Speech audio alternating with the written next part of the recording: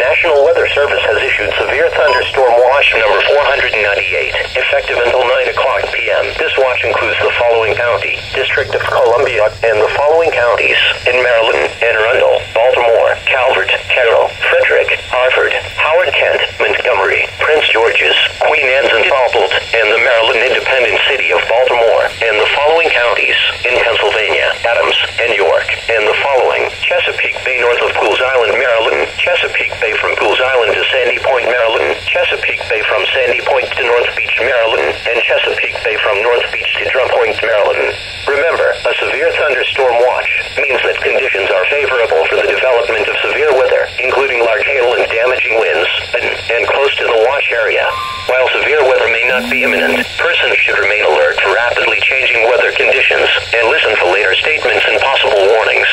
Stay tuned to NOAA Weather Radio, commercial radio and television outlets, or internet sources for the latest severe weather information.